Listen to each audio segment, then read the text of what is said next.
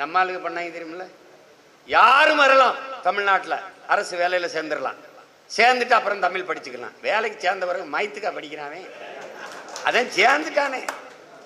மாவட்ட செயலாளர்னு போட்ட பிறகு நீ 1/2 கிலோ அரிசியை கூட போட்டு மாவாட்ட மாட்டேன், நீ என்னத்தை மாவட்ட செயலாளர்னு பண்ணுங்க? ஒரு மனச்சான்று ஒருத்தன் சொல்றா என்கிட்ட, மனச்சான்று அண்ணன் நான் கட்சியில இந்த ஆண்டு சேர்ந்தேன், இந்த ஆண்டு சேர்ந்ததுல இருந்து இந்த ஆண்டுக்குள்ள இத்தனை பேரை சேர்த்து விட்டுருக்கேன்.